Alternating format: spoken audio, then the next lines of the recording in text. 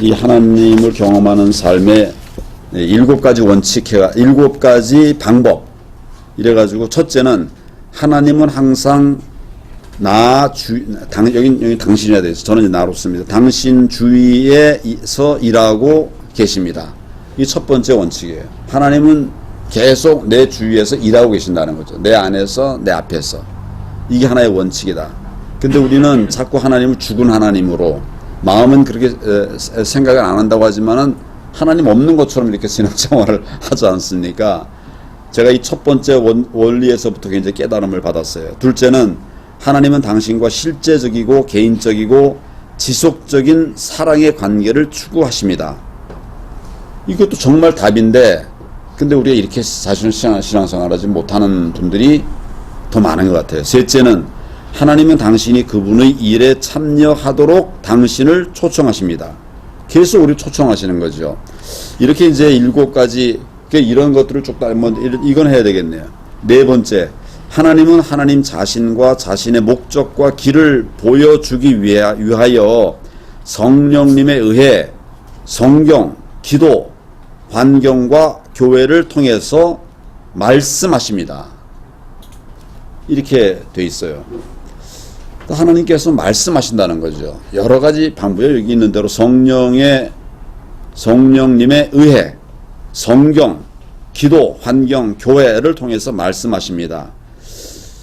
내가 이 교제를 인도하면서 가만히 생각해 보니까 나는 주로 하나님의 말씀을 성경을 통해서 받은 거예요. 주로 성경을 통해서. 그리고 이미 성경에 충분한 말씀이 다 있다, 이런 생각을 하면서 신앙생활을 했었는데, 이걸 인도하면서 아, 이게 아니구나. 하나님이 정말 구약에서도 살아계시고 지금도 살아계시는 이런 분이구나. 그때 말씀하신 하나님이 왜 지금 말씀 안 하시겠나. 그때 기적을 행하신 분이 왜 지금 기적 행하지 않겠나. 내가 존경하는 분 중에 한 분이 신유의 은사가 큰 분이 있습니다. 대학 교수인데 신유의 은사. 그 방에 거기 가면 그냥 정말 이 휠체어 타고 가던 분이 벌떡 일어나서 그냥 가는 거예요. 일어나 가는 거예요. 지금 여기 우리 현재 합니다. 현재. 제가 말씀드리면 누군지 아실 거예요. 정말 예수님께서 복음 전하고 병든 자 일으켜 세우시지 않았습니까? 근데 지금 우리는 그런 기적은 없다라고도 생각하고 있는 세상을 우리가 살고 있는 거죠. 얼마나 사실은 우리가 영적으로 타락했는가. 제가 이 공부를 하면서 좀 많이 회개를 했습니다. 그러고 나서 이제 장관 가고 뭐 이렇게 하면서 이제 신앙 생활을 유지했는데, 요거는 제가 한 기만 인도하고, 제가 이제 아까 제가 직접 만든 성공 공부 교재가 한 28개가 되고, 그 뒤는 제가 이제 사랑의 교회에서 만든 제자 훈련 과정이 있어요. 그 이제 하여튼 뭐 찾아보시면 아시는 분 계실 텐데, 그래서 우리나라에 좀 깬 교회라고 하는 교회들은 성경 공부를 그걸로 많이 씁니다. 사랑의 교회에서 나온 국제제자훈련원에서 나온 그 교재가 있어요. 이제 그렇게 계속, 저는 사실은 계속 성경 공부를 인도했는데, 제가 지금 말씀드리려고 하는 거는 얼마 전에 제가 정말 전에는 전혀 경험하지 못했던 그 회개의 역사, 회개의 영을 물려주시옵소서라는 기도를 저도 많이 했어요. 그리고 저는 기도할 때 기도의 5가지 원칙, 하나님을 찬양하고, 그리고 하나님의 은혜에 감사하고, 내 잘못 회개하고, 간구하고, 중보하자. 그 5가지의 기도의 원칙에 따라서 사실은 기도를 계속 했어요. 그러니까 회개도 많이 했죠. 그런데 얼마 전에 제가 정말 말 그대로 회개의 영을 물려주신다는 것이 뭔가를 경험을 했습니다. 제가 작년 4월 15일 우리 당이 총선에서 참패를 했죠. 저는 사실 아시는 분들은 아시겠지만 검찰에서는 검사장, 고등검사장을 했고, 그 다음에 이제 박근혜 정부 출범 이후에 법무부 장관을 했고, 그리고 국무총리를 했습니다. 그리고 나라엔 좀 아주 정말 불행한 것이지만 탄핵을 탄핵을 맞으면서 제가 대통령 권한대행을 6개월 가까이 했습니다. 그러니까 사실상 대통령을 한 거예요. 5년짜리나 뭐 6개월짜리나 다 대통령이거든요. 그러니까 뭐 무슨 자리에 대한 욕심은 없어요. 없습니다. 뭐 다 해봤으니까. 뭐 이렇게 말하면 또 이제 오해할 분들이 있을 것 같아서 제가 잘 말씀을 안 드리는데 목사님들 다 계시니까 충분히 이해하시리라고 생각을 합니다. 그런데 나라가 정권이 바뀐 뒤에 이 정부가 들어온 이후에 너무 무너지고 망가지는 겁니다. 여러분도 이제 나라가 많이 무너진 걸 아시겠지만 저는 장관은 자기 부처 일만 합니다. 근데 이제 국무총리는 각 부처를 다 통할하는 겁니다. 각 부처를 다 통할하는 게 국무총리입니다.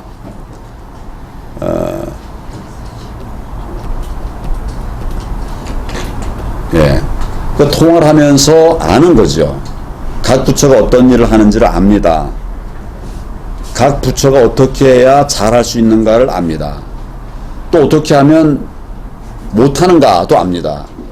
그 부처가 17개가 있고 장관급 자리가 또 한 대여섯 개 있어요. 그러니까 전체 장관급 국무위원이 24명 23 내지 23명 한 명 뭐 약간 우선 그러니까 23, 4명이 있는데 그 중에는 정말 잘하는 분이 있어요. 아주 훌륭하게 하시는 분이 있죠. 또 못하는 분도 있습니다. 사실은. 그거를 말씀드리는 이유는 그 국정 역량이라는 게 있다. 국정운영 역량이라는 게 있습니다. 그러니까 총리 아닌 장관하는 사람은 한 가지 일은 잘하지만 다 할 수는 없죠. 근데 이제 총리를 하고 권한대행을 하니까 어떻게 하면 나라가 잘 될 건가? 잘된 장관들의 모델을 통해서 어떻게 하면 우리가 잘 살 수 있는 나라가 될 것인가를 알고 있죠. 완전히 완전하진 않아도 어느 정도 알고 있죠. 근데 이제 정권 교체, 그러니까 정권이 바뀐 뒤에 문재인 정권이 하는 일들을 제가 보니까 정말 이렇게 해서는 안 되겠더라고요. 나라가 무너져가는 게 다 보여요. 국정 경험, 그런 총괄적인 국정 경험이 없는 분들에게 보이지 않는 게 경험했기 때문에 보인단 말이죠. 제가 정말 힘들었어요. 그냥 이걸 놔둘 건가, 어떻게 할 건가. 막아내려면 정치를 해야 되는데, 저는 사실 정치하고 싶지 않은 사람이거든요. 그래서 이제 그 기도를 했는데, 하나님께서, 그 정치를 하러 가라는 거예요. 지금 나라가 너무 힘들고 어려우니 나가서 힘을 보태라는 거죠.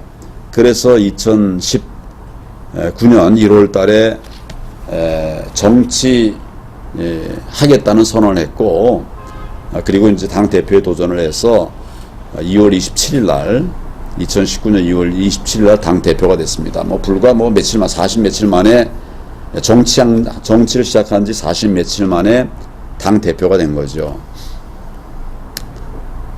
하나님께서 이제 부르셨고, 또 그래서 이제 그 정말 많은 성과가 있었죠. 그런데 이제 그 작년 4월 15일 날 총선에서 우리 당이 참패를 했습니다. 참패를 했습니다. 우파의 정당들이 통합하는 이 과제가 통합하는 일이 그동안 역사상 3번밖에 없었습니다. 근데 제가 그 당대표가 돼가지고 우리 자유우파 재정당의 통합을 이뤄냈습니다. 잘 될 걸로 생각했는데 총선에서 우리가 참패를 했어요. 그래서 제가 모든 당직을 내려놓고 내려왔습니다. 그리고 그 이후로 기도하고 또 이렇게 하면서 내가 정치를 다시 하는 게 맞습니까? 하고 싶지 않습니다. 정치에서 만난 분들, 내가 지금까지 만난 분들하고 차이가 많고 또 내가 가보지 않은 길이지 않습니까? 그래서 제가 이제 은퇴한 다음에 어떤 분이 저에게 책을 하나 추천을 해요. 그 책을 읽어보니까 권력의 법칙이라는 책입니다. 아주 두꺼운 책인데 앞부분은 한 100여 페이지 읽다 보니까 이런 거예요. 정치를 하려면 정치인들은 상황에 따라서 적절한 말을 할 줄 알아야 된다. 이제 말은 그럴듯하죠. 근데 안에 좀 내용 들어가 보면 필요하면 말 바꾸기도 해야 되고 또 경우에 따라서는 다른 사람이 속게도 해야 되고 이런 내용들이 쫙 들어있는 거예요. 거짓말도 하고 또 약간 사술도 쓰고 이렇게 해야 된다는 거죠. 그게 권력을 지향하는 권력 의지를 가진 정치인들의 그 노하우라는 거예요. 기술이라는 거예요. 그래서 제가 한 100여 페이지 읽다가 책을 집어 던졌습니다. 내가 거짓말하고 내로남불하고 말 바꾸기 하고 이렇게 하라는 얘기지 않습니까? 그래서 그냥 그렇게 정치를 하고 싶지는 않다. 내가 정치를 시작한 이유도 새로운 정치, 구태를 벗어난 새로운 정치를 하자. 이런 생각으로 이제 정치를 했었던 겁니다. 그런데 이제 우리 총선 실패한 뒤에 나에게 이제 추천한 책이 그런 책이에요. 내가 이렇게 하면서 정치를 할 필요가 있나. 그런 회의와 함께 하여튼 여러 이제 생각이 있었어요. 그래서 제가 이제 하나님께 기도하기를 제 정치를 그만하게 해 주십시오. 시작하게 하신 분이 하나님이니 이제 그만두게 하는 것도 하나님의 응답을 주십시오. 제가 그런 기도를 했어요. 그러니까 총선 진 이후에 제가 그래야 이제 앞을 정리할 거 아닙니까? 뭘 하든지. 그래서 쭉 이제 기도를 했는데 답이 없더라고요. 하나님이 답이 없어요. 그래서 이제 멍모주춤하게 갈 수도 없고 안 할 수도 없고 이런 상태에서 이제 시간이 1년 이상이 지났죠. 근데 금년 6월 감사합니다. 15일 6월 15일 하나님의 답이 왔어요. 응답이 왔어요. 뭐냐면 회개하라는 겁니다. 회개하라. 그러니까 제가 기도한 것은 정치를 할까요 말까요를 갖고 기도했습니다. 정말 오래됐죠. 난 이렇게 응답이 안 되는 건 또 처음이었어요. 그러다 이제 답이 왔는데 내가 하나님께 여쭤본 거하고는 전혀 다른 그런 응답이 온 거죠. 회개하라. 아까 제가 말씀드린 것처럼 저는 기도의 균형 있는 규대를 위해서 회개 계속했던 사람이고 또 그동안 이 문제가 내가 부족하다 이런 생각을 해본 일이 없었습니다. 그런데 하나님이 회개하라고 그러시는 거예요. 그러니까 회개하라고 하니까 제가 회개를 시작했습니다. 근데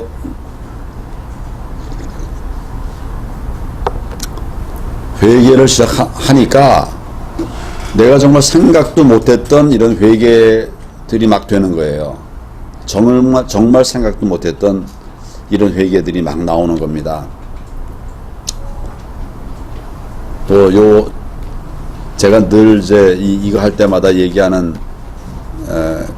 근데 하여튼 너무 정치적인 요런 영역의 얘기 말고 제가 이제 회개를 할 때 제일 먼저 하나님께서 나를 찌르신 말씀이 불순종했다는 겁니다. 불순종했다. 내가 하나님이 하라고 그런 것을 다 따르지 않았다는 거예요. 다 따르지 않았을 뿐만 아니라 반복적 지속적으로 내 말을 안 따랐다 라고 말씀하시는 거예요.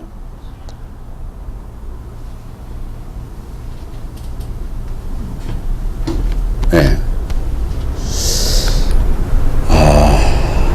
저는 사실은 알면서 하나님 말씀을 어긴 일은 없었다라고 생각을 했는데 지금 이제 회개를 시작하면서 하나님에게 깨닫게 하시는 것들은 정말 아는데도 내가 하나님 말씀 어긴 거예요. 예를 안 들 수 없으니까 예를 좀 든다면 이제 우리 예수님의 하나님의 가장 큰 계명이 하나님을 사랑하고 내 이웃을 내 몸과 같이 사랑하라 이거 아니겠습니까? 근데 내가 정치를 하면서 우리 당의 동지들에게 사랑이 없었다는 거예요. 사랑이 없었다. 이제 우리가 통합을 하는 과정에서 통합하니까 이제 자원들이 좀 늘어나지 않았습니까? 그러니까 이제 공천 과정에서 문제가 생긴 거예요. 지역구는 제한되어 있는데 253개 제한되어 있는데 기존에 우리 당을 지켰던 이런 분들도 있고 또 통합 과정에서 들어온 분들도 있어요. 근데 통합 과정에서 들어온 분들이 선수도 많은 분들이 많고 정치관이 많은 분들이 많고 또 특히 이분들이 서울과 수도권에 집중돼 있었습니다. 그러니까 이분들이 이제 하다 보니까 수도권 서울에 많이 공천이 돼 가는 과정이 있었어요. 그래가지고 이제 우리 당에서 오래 당을 지키면서 애썼던 분들이 저에게 와서 항의를 하는 겁니다. 경선의 기회라도 달라. 뭐 여러분 아시는 분은 아시겠지만 경선을 통해서 후보가 되는 건데 그 경선에도 참여하지 못한 사람들이 많아진 겁니다. 오랫동안 우리를 지켰고 우리를 도와줬던 분들이 많이 경선 기회도 못 가진 거예요. 소위 컷 오프라고 그래요. 중간에 잘린 거죠. 이런 분들이 저에게 와서 항의하는 겁니다. 공천 달라는 게 아니라 경선의 기회라도 달라. 이런 얘기를 하는 거예요. 그런데 저는 5자리를 잃어도 10자리를 얻으면 우리 선거에서 이길 수 있다. 사실은 그런 생각을 갖고 있었어요. 그러니까 이렇게 경선의 기회도 못 갖고 사실 공천이라는 것은 정치인에게는 삶이고 생명입니다. 그걸 위해서 평생 이제 지내온 건데 몇십 년 한 사람들인데 경선의 기회도 못 줬어요. 그래 놓고 나는 5석을 잃어도 10석을 얻으면 우리가 이긴다. 이런 생각을 한 거죠. 이 제가 말씀드리는 게 무슨 의미인지 뭐 아시는 분도 계시고 모르실 분도 계시는데 그럴 것 같은데 그러니까 이제 그렇게 통합해가지고 새로 좋은 사람들이 많이 와서 뭐 이 서울 수도권에서 10석을 뭐 예를 들어서 10석을 얻는데 그 대신에 이제 컷오프 빠진 사람들 5명이 또 고통을 당할 수도 있죠. 그래도 이게 이기는 길이니까 그런 방향으로 이제 가야 된다. 이래 생각을 했던 거죠. 그러니까 이 공천 과정에서 경선의 기도 못 가진 분들이 나한테 와서 막 항의하고 그러는데 저는 그분들에게 미안하다고 얘기하고 뭐 이 말은 하면서도 마음에는 사실은 아까 그런 마음이 있었던 거죠. 하나님이 날 그걸 탁 찌르시는 거예요. 이게 사랑하는 마음이라고 할 수 있느냐? 얼마나 매정했냐? 얼마나 매몰쳤냐? 그 사람들의 아픔을 잠시라도 생각해 봤냐? 생명이고 삶인데 생각 안 하고 이길 생각만 했다. 이런 말씀을 팍 찌르시는 거예요. 그건 전 뭐 도대체 생각도 안 해봤던 것이죠. 그런데 회개기도 하면서 보니까 딱 맞는 말씀입니다. 사랑하는 마음 없이 정치를 한 거죠. 성과를 위해서 희생도 내가 희생하는 건 괜찮은 건데 그들에게 희생하라고 하는 걸 강요한 것이 된 거죠. 그러니까 이런 생각들이 미치면서 정말 막 가슴이 찢어지더라고요. 이런 회개들이 네가 교만했다. 저는 사실은 남들은 나를 교만하다고 생각하지만 저는 늘 교만하지 않으려고 노력한 사람이고 또 말씀대로 겸손하기 위해서 애를 썼던 사람인데 네가 교만해서 그렇다는 거예요. 왜냐하면 그렇게 해도 이긴다. 그렇게 해도 이긴다. 그 많은 사람들이 지금 저 공천이 잘못돼 가고 있다고 하는데도 그렇게 해도 이긴다. 그게 바로 교만이라는 거죠. 사실 저는 생각도 못했던 것인데 이런 회개가 막 나오는 겁니다. 상상도 못했던 회개. 전에는 내가 그렇게 한 번도 생각도 못했고 경험하지 못했던 이런 회개. 이런 게 막 쏟아지는 거예요. 그래서 회개를 계속 이어갔습니다. 회개하는 중에 어떤 경우는 하나님 제가 정말 큰 죄인입니다. 용서해 주십시오. 그리고 내 새 힘을 주십시오. 이런 기도가 막 나오려고 그래요. 근데 그때 내가 회개를 계속 하는 과정에서 새 힘을 주십시오라고 하는 그런 강구도 할 자격이 내가 없다. 그런 자각이 오더라고요. 그래서 그런 작은 강구도 하지 않고 그냥 회개만 했습니다. 그냥 회개만 했어요. 어제 회개한 것이 너무 많아서 내가 오늘 다시 이제 그걸 한번 어제 회개한 거를 그때 이제 회개가 끝나고 나서 정리하고 그 다음날 새벽에 다시 이제 이거 펴놓고서 한 번 더 회개하면 또 다른 회개거리들이 막 또 쏟아지는 거예요. 제가 지금 가지고 온 것이 이제 그때 제가 회개하면서 썼던 그 회개 노트입니다. 그래서 어떤 날은 제가 이제 그 전날 회개한 걸 갖고 쭉 이렇게 적어서 다시 한번 내가 이렇게 이거 갖고 회개를 하는데 회개하는 과정에서 또 다른 회개 제목들이 막 나오는 거예요.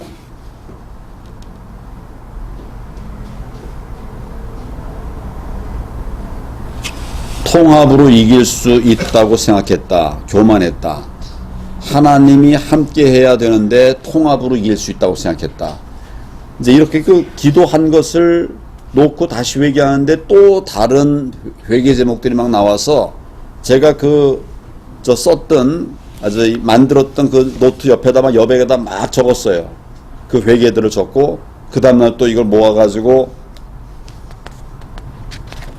또 이제 이렇게 매달 며칠 해가지고 하면 그 밖에도 또 다른 회개거리들이 막 나오는 거죠. 이걸 이제 계속 이어갔는데 어떤 날은 회개를 쭉 하고서 맞추려고 하는데 회개 제목들이 막 떨어지는 겁니다. 회개 제목들이.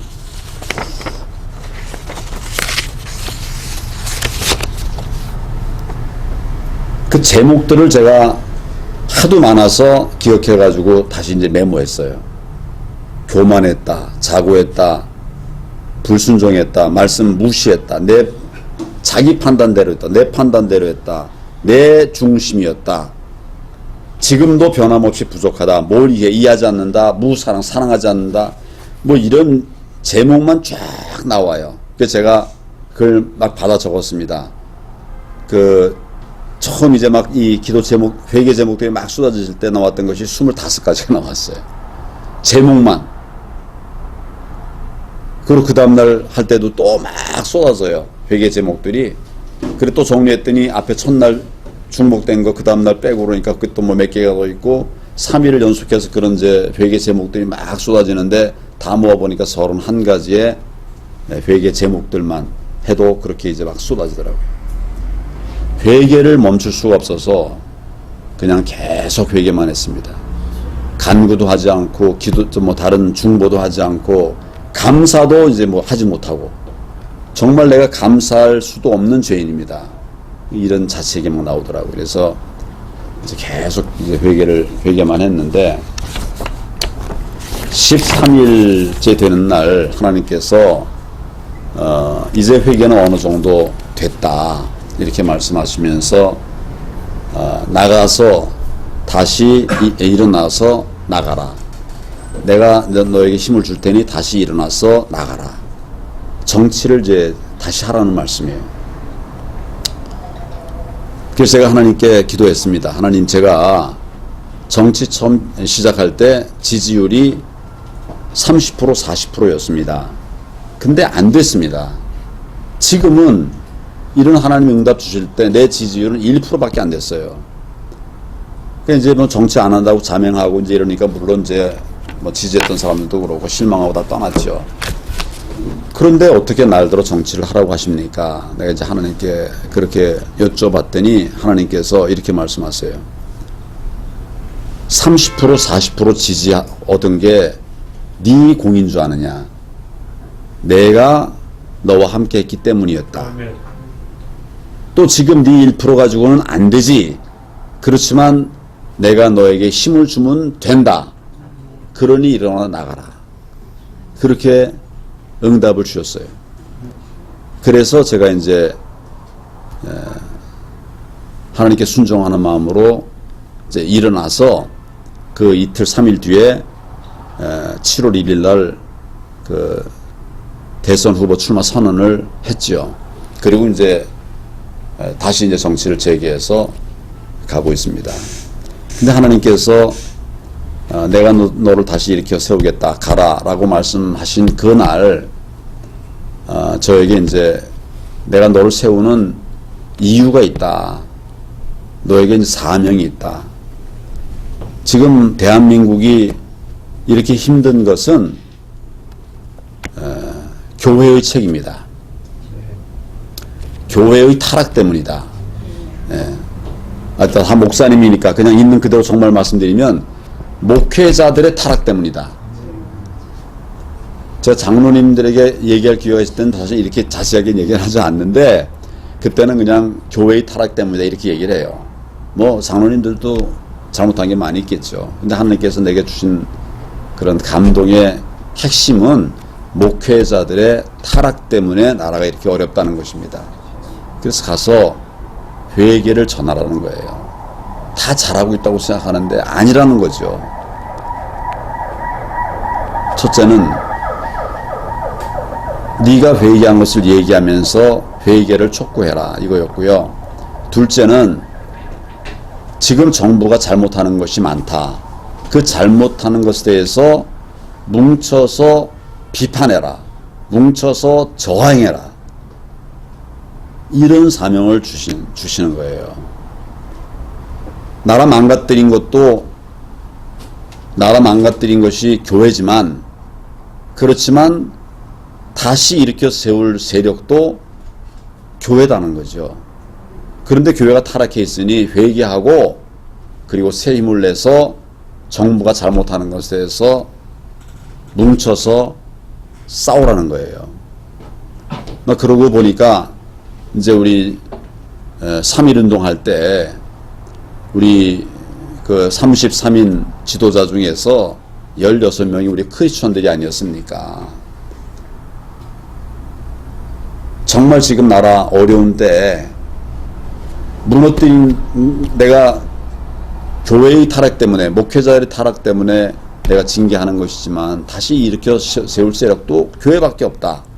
그러니까 회개하고 이제 일어나서 뭉쳐 비판하고 또 저항하라는 거예요.